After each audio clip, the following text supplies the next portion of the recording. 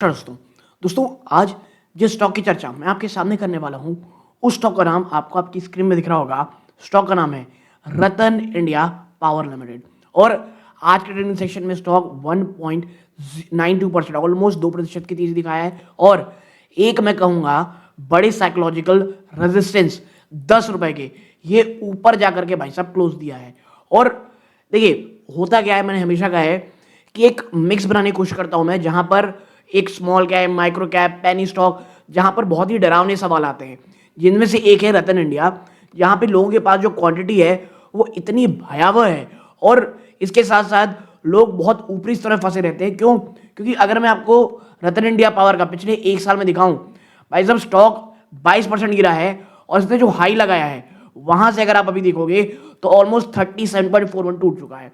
अब ऐसे में सवाल ये आता है कि क्या रतन इंडिया पावर में ये जो लेवल्स हैं ये आप कह सकते हैं लॉन्ग टर्म के लिए एक अच्छा स्टॉक है, क्या एक्यूमुलेशन के लिए अच्छा स्टॉक है, या एक बहुत अच्छा सवाल जिसके कारण ये वीडियो बनाया हूं मैं कि इस गिरावट का रीजन क्या है। देखो, खरीदना है नहीं खरीदना है इट्स अप टू यू। इसकी आप पी रेशियो देखोगे वो भी काफी ऊपर है, तो खरीदेगी नहीं उसको आपको जानकारी के लिए आपके सामने एक पॉइंट टू पॉइंट एनालिसिस यहाँ पे नंबर रखूंगा। ओके, आपसे बस एक सरकास है, इसको लाइक कर दें और साथ शेयर कर दें और देखें कि इस गिरावट का बड़ा रीजन क्या है।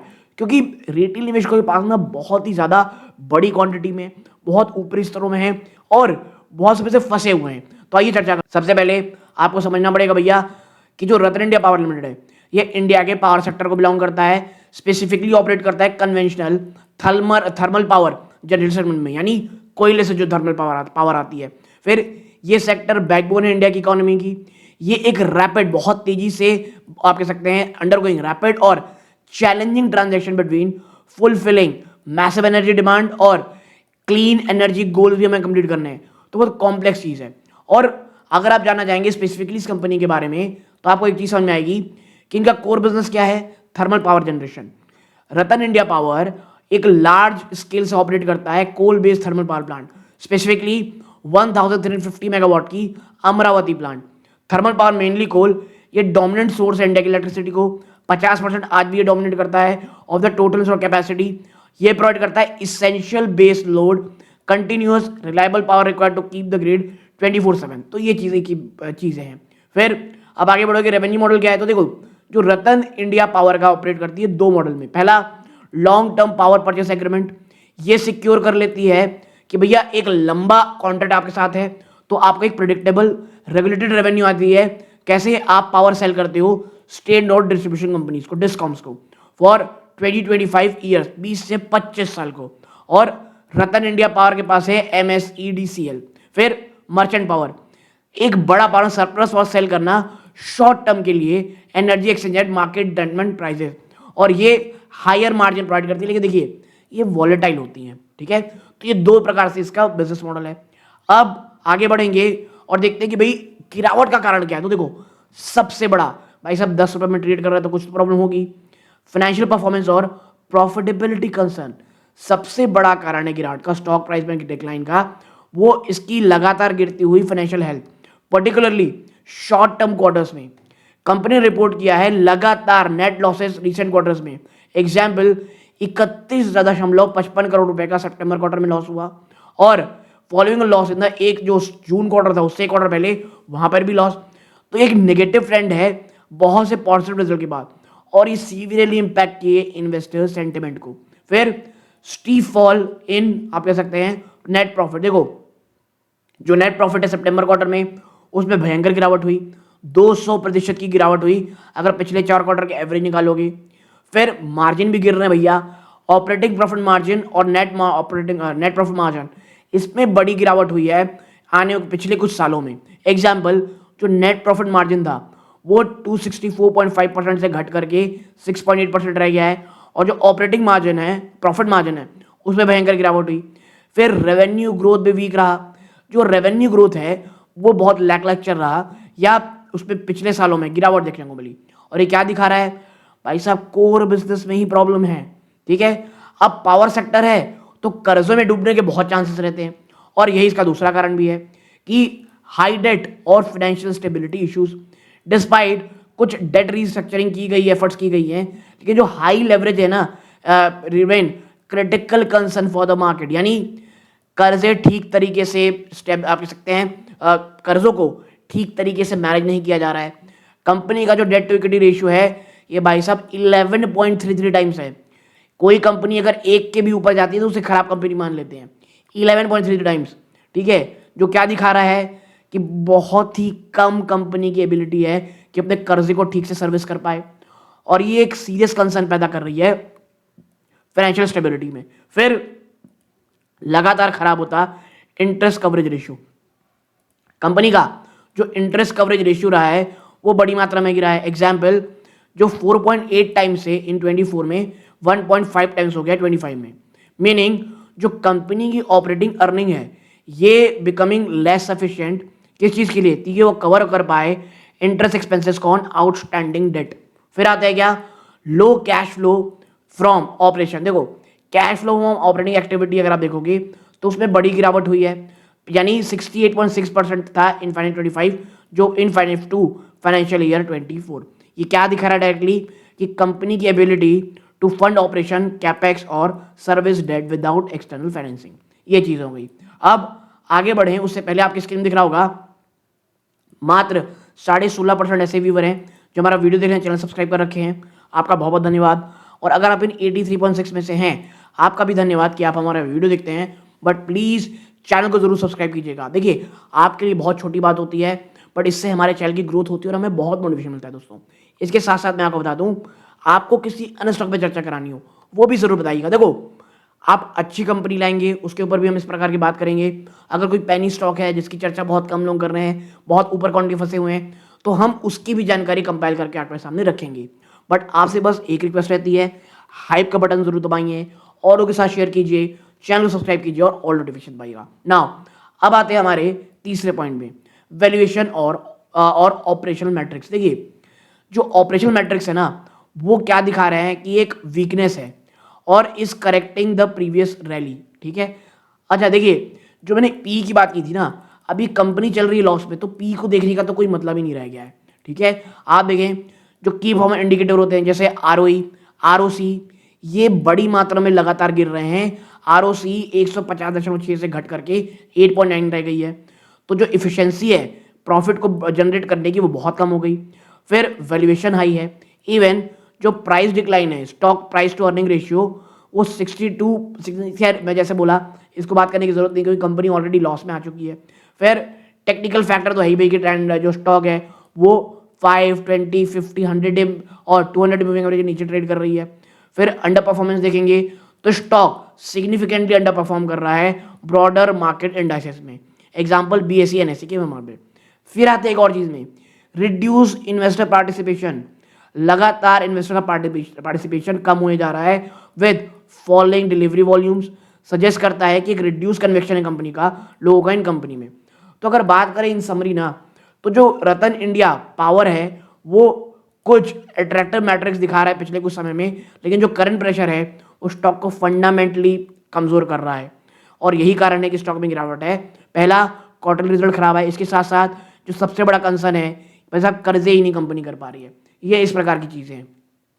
फिर जो रिसेंट न्यूज जो टर्न अराउंड की रहेगी, तो देखो हो क्या रहा है, कंपनी डेट और फाइनेंशियल रिस्ट्रक्चरिंग तो कर रही है। कैसे, सिक्योर डेट रिडक्शन। देखो कंपनी ने ना has been effective reducing secure debt as of May 2024। Company ने secure debt was reduced to 522 crore. ये एक बड़ा सिग्निफिकेंट रिडक्शन था जो कंपनी को कैश फ्लो हेल्दी जनरेट करने में और रेगुलर प्री पेमेंट करने से कारण मिला था।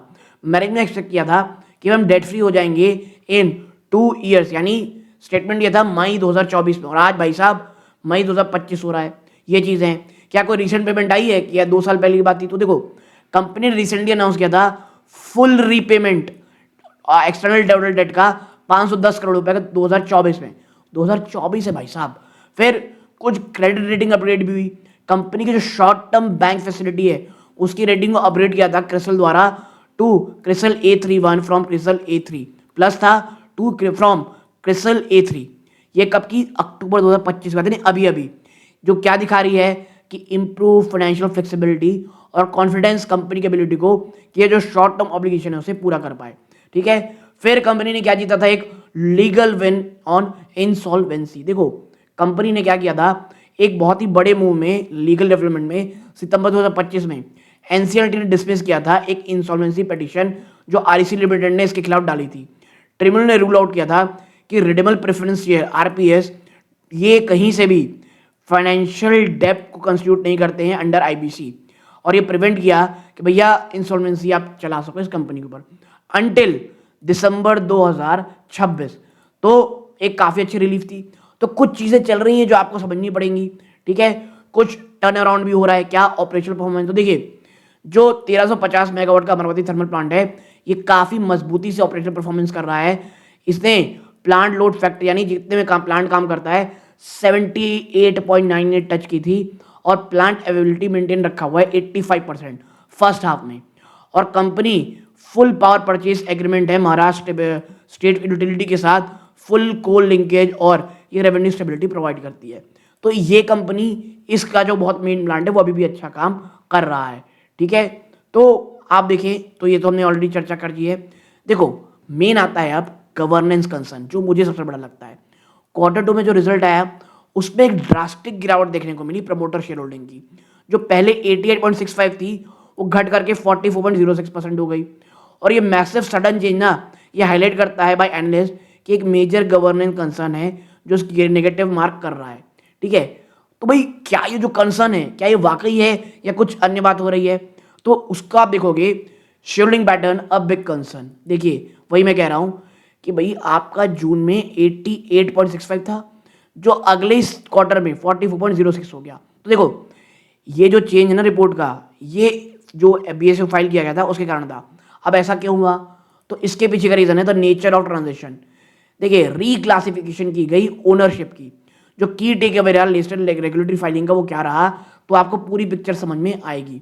देखो internal restructuring via family trust, जो बड़ा चेंज अपीयर हो रहा है वो ये है कि जो रिस्ट्रक्चरिंग की जा रही है होल्डिंग एंटिटी द्वारा, जैसे आरआर इंफ्रालैंड प्राइवेट लिमिटेड और रतन इंडिया एंटरप्राइज लिमिटेड द्वारा, जो 19.81 स्टेक रखते थे रतन इंडिया पावर में फैमिली ट्रस्ट के थ्रू, फिर ट्रांसफर ऑफ कंट्रोल किया गया ऑफ मार्केट। जो प्रमोटर थे राजीव रतन और अंजलि निशर, उन्हें ट्रांसफर किया अपनी होल्डिंग को और पार्टनरशिप इंटरेस्ट को इन अल्टीमेट होल्डिंग कंपनीज जैसे नेटल कंस्ट्रक्शन प्राइवेट लिमिटेड और Arbutus consultant LP to their respective family trust. ठीक है, तो जहां एक एंटिटी थी वो बढ़ करके अलग अलग हो गई, और ये जो ट्रांसफर था ये ऑफ मार्केट ट्रांसफर था। अब भैया जो एक अकेला प्रमोटर था वो अलग अलग हो गया काफी जगहों पे। तो जब क्लासिफिकेशन हुई ना एक्सचेंज में, तो ये हुआ when control over the holding entity shift to trust, जो पहले trust from state planning purposes stock exchange ने मे रिक्वायर रिक्लासिफिकेशन, तो कंपनी के बजाय ट्रस्ट में चीजें आ गई, इस कारण आपको गिरावट देखने को मिल रही है। ठीक है, तो ये बहुत सारी चीजें हैं। अब क्या करना है कि कंपनी इज गुड, लेकिन देखना ये रहेगा कंपनी गुड जब मैं कह रहा हूं कि वो एक प्लान के कारण, बट आने वाले समय में हमें कुछ तो करना जरूर पड़ेगा। अब देखिए जो ये रिडक्शन आया है उसका मतलब क्या है, तो देखो जो ड्रामेटिक गिरावट आई है ना वो लगातार बढ़ते क्वार्टर लॉस के कारण हो सकती है, from because the market initially interpret such large reduction as distress sale. ठीक है, तो प्रॉब्लम जैसे आप समझ रहे हैं सबको लगा कि भाई ये तो हर कोई माल बेच के भाग रहा है, तो ये थोड़ी गिरावट थी, बट अब चीजें ठीक दिख रही हैं। फिर आता है स्टेट प्लानिंग अंडरलाइंग रियलिटी। देखो जो फाइलिंग वो क्या दिखा रही है कि कंपनी शिफ्ट कर रही है लार्जली एंड इंटरनल रीऑर्गेनाइजेशन, किस चीज के लिए, सक्सेशन प्लानिंग और स्टेट मैनेजमेंट। और इस प्रकार के ट्रांजेक्शन ये while technically promoter percentage change तो करते हैं, लेकिन ये ऑफन ये इमीडिएटली इंप्लाई नहीं करते कि भैया एक loss of strategic control over the company. ठीक है, तो इस प्रकार की चीजें रीस्ट्रक्चरिंग चल रही है इसलिए है। तो रतन पावर इंडिया में एक प्रॉब्लम जो सबसे बड़ी मुझे लगती है वो है कर्जा सर्विस करने की। और देखो मॉनसून कितना लंबा रहा कितनी बाढ़ आई किसी को बताने की जरूरत नहीं है, तो कहीं ना कहीं उसका असर भी नंबर्स पे आया होगा। मुझे लगता है कि in the next 2 or 3 quarter अगर चीज़ें ठीक होती हैं स्टॉक प्रॉफिट में आएगा तो स्टॉक ऊपर जाएगा। लेकिन देखिए ये एक बहुत ही हाई रिस्क हाई रिवॉर्ड का स्टॉक है, बहुत सोचे समझें, पोर्टफोलियो का पोर्शन जितना कम दे सके उतना अच्छा है, इस प्रकार की चीज़ें। ओके, तो एक जानकारी आपके साथ शेयर करनी थी, अच्छी लगी लाइक करके चैनल सबसे जरूर कीजिएगा। ये सूर्यकांत है, जय हिंद दोस्तों।